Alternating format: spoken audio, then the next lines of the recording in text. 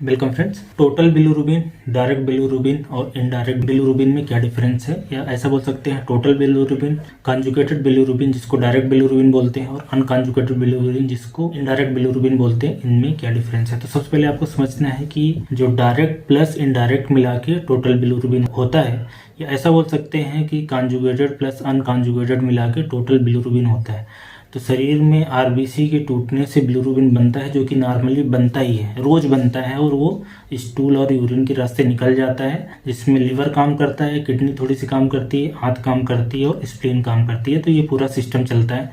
RBC टूटता है, bilirubin बनता है और यूरिन स्टूल से निकल जाता है। नॉर्मल मात्रा होनी चाहिए 0.2 मिलीग्राम पर डेसीलीटर से लेकर 1.2 मिलीग्राम पर डेसीलीटर, ये टोटल बिलिरुबिन की। अब ये टोटल बिलिरुबिन में ऐसा बिलिरुबिन जिसको लीवर ने कॉन्जुगेट कर दिया है ग्लूकुरोनिक एसिड के साथ में, ग्लूकुरोनिक एसिड के साथ अगर लीवर कॉन्जुगेट कर देगा, उसको हम लोग बोलेंगे डायरेक्ट बिलिरुबिन, या उसी को बोलेंगे कॉन्जुगेटेड बिलिरुबिन। वो कॉन्जुगेट इसलिए किया जाता है कि कॉन्जुगेशन के बाद वो वाटर सॉल्युबल हो जाता है, फिर लीवर से वो निकल पाता है, शरीर के बाहर निकल पाता है। इसका मतलब है कि कॉन्जुगेशन होने के बाद वो शरीर से निकल जाता है, इसलिए कॉन्जुगेटेड बिलिरुबिन या डायरेक्ट बिलिरुबिन काफ़ी कम मात्रा में होता है। टोटल बिलिरुबिन का लेस देन 20% होता है। तो इसी से हम कुछ बीमारियों को असेस कर सकते हैं, ये डायरेक्ट या कॉन्जुगेटेड बिलिरुबिन जान के।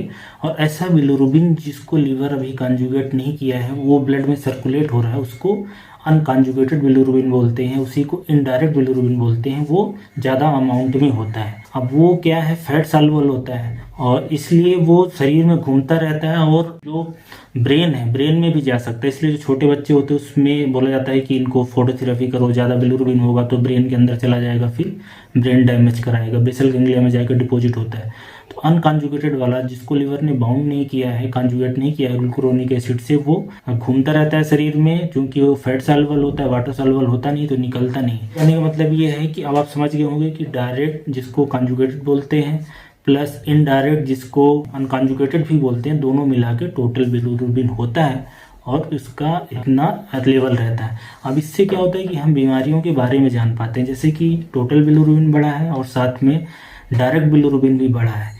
इसका मतलब है कि लीवर तक तो ठीक था, लीवर के आगे समस्या है, मतलब कि जो रास्ता है उसमें गड़बड़ हो गया है। तो रास्ते में स्टोन हो सकता है, स्ट्रक्चर हो सकता है, मांस हो सकता है, कोई ट्यूमर हो सकता है, पैंक्रियाटिक डक्ट में गड़बड़ हो सकता है, हिपैटिक डक्ट में गड़बड़ हो सकता है, कॉमन बाइल डक्ट में गड़बड़ हो सकता है। तो रास्ते में गड़बड़ है तो टोटल बढ़ेगा और डायरेक्ट बढ़ जाएगा, जिसको कॉन्जुगेटेड बोलते हैं। लेकिन अगर लीवर में गड़बड़ है तो दोनों बढ़ता है। जैसे हिपेटाइटिस वगैरह में, अल्कोहलिक लिवर डिसऑर्डर्स है, या किसी को पैरासिटिक इन्फेक्शन है, लिवर फेलियर, लिवर कैंसर है, तो उसमें डायरेक्ट भी बढ़ता है और इनडायरेक्ट भी बढ़ता है, क्योंकि कॉन्जुगेशन में भी दिक्कत आती है, और जो कॉन्जुगेटेड रहता है वो लीक हो जाता है।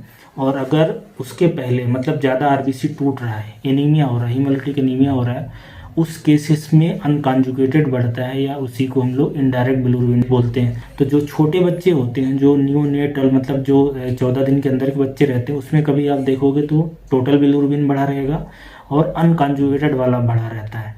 टोटल और अनकॉन्जुगेटेड बिलिरुबिन बढ़ा रहता है, क्योंकि उसमें आरबीसी ज़्यादा टूटता है, और उन छोटे बच्चों में लीवर भी मैच्योर नहीं रहता है कि अच्छे से कॉन्जुगेट कर पाए। लेकिन अगर किसी को स्ट्रक्चर है, कॉमन बाइल डक्ट में कुछ फंस गया है, स्टोन फंस गया है, गॉल ब्लैडर के स्टोन आके फंस गया है, या कोई मास वगैरह है, या कोलेंजाइटिस है, उस केसेस में जो डायरेक्ट बिलिरुबिन है वो बड़ा रहता है, और लीवर के अंदर दिक्कत है तो दोनों बड़ा रहता है। तो आई थिंक कि आपको डायरेक्ट, इनडायरेक्ट और टोटल बिलिरुबिन का जो कंसेप्ट है क्या होता है, आप समझ गए होंगे। Thank you.